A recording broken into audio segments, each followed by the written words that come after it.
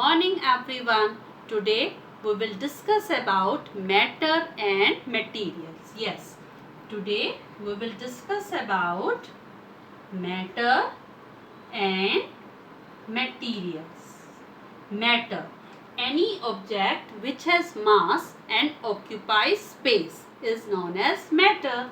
Any object which has mass and occupies space, like your glass is there, chair, table, air, water, all of these are matter because they has mass and they occupy space. Now the materials, the matter of which an object is made, that is your material, like your plastic, wood, glass. So just take an example. We have a plastic glass. If we have a plastic glass, then glass is a material. Glass is an object which is made up of which material? Plastic.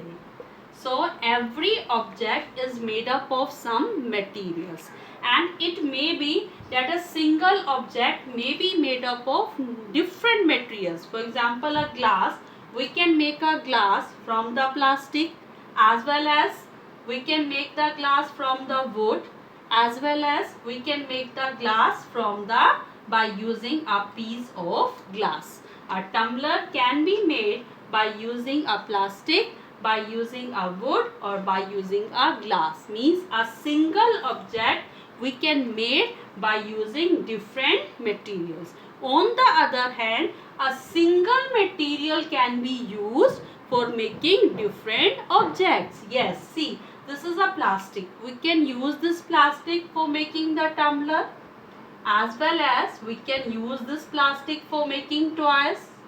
This plastic can be used for making decorative items. This plastic can be used for making the table.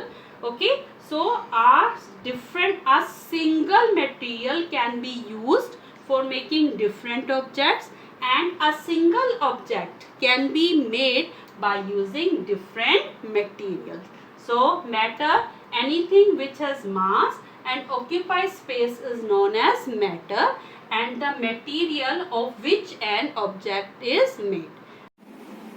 Now we will discuss about properties of materials. We will discuss about properties of material. Different materials have different properties, and on the basis of that properties we have to discuss, we have to find out which materials is used for making which object. For example, we can make a tumbler by using the material like wood, plastic, or steel, because all of these materials can hold any liquid. They can hold the liquid and they can hold the water easily.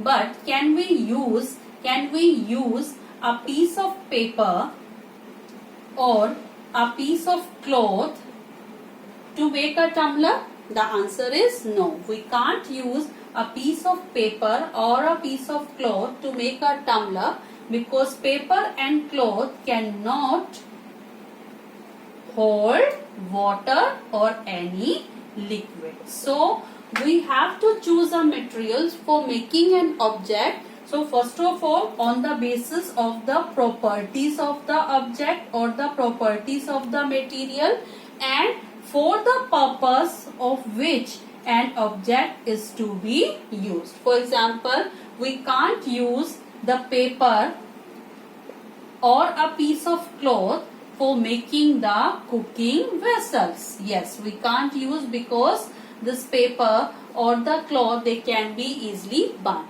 So we choose the materials on the basis of their properties, and we choose, and we also find out the purpose for which an object to be used. Different materials have different properties. So let us find out these properties one by one.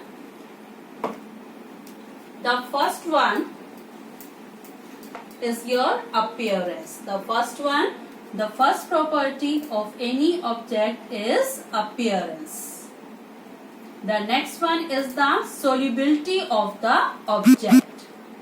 Means object is soluble in water or insoluble in water. The next one is hardness or softness of an object. Hardness or softness of an object.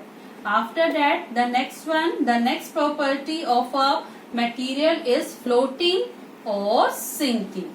Means they can be float on the water or they can sink in water. After that, next one is their transparency, translucency,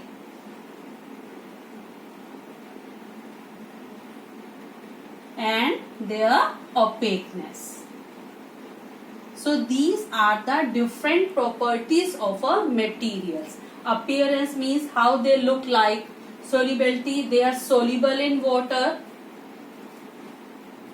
or insoluble in water. They are hard on touching or the soft to touch, float on the water or the sink in the water. They are transparent through which we are able to see. They are translucent, we are able to see but not clearly, or they are the opaque, means through which we are not able to see. So on the basis of these properties of material, we can choose which material we will use to make any object.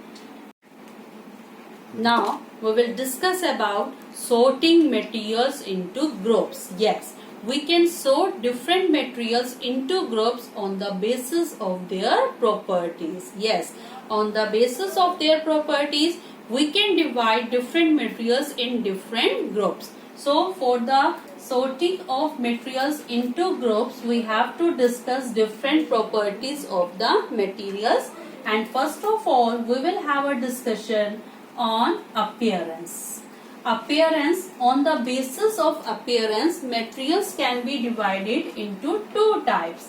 They can be divided into two types. First of all, if we have the dull appearance, and second, if they have the shiny appearance. Yes, the object like the wood is there, plastic is there, they have the dull appearance. And the object like your gold, silver, they have the shiny appearance. So object on the basis of the appearance can be divided into two types, dull appearance and shiny appearance. And the shiny appearance is indicated by a term lustre. The shiny appearance is indicated by a term lustre. So we can say the object which has lustre.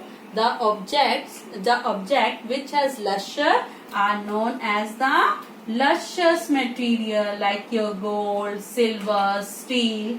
And the object which don't have lustre, they are the non-lustrous material like your wood and plastic.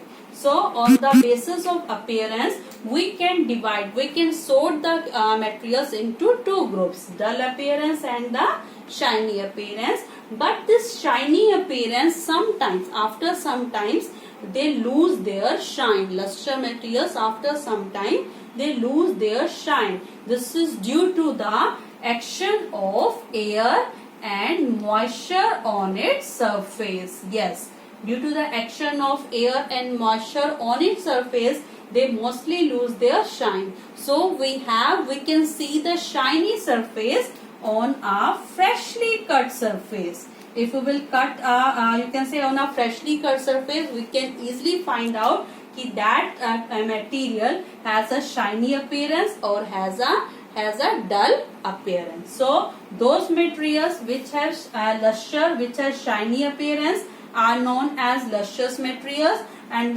those materials which do not have shiny appearance are known as the non-lustrous materials.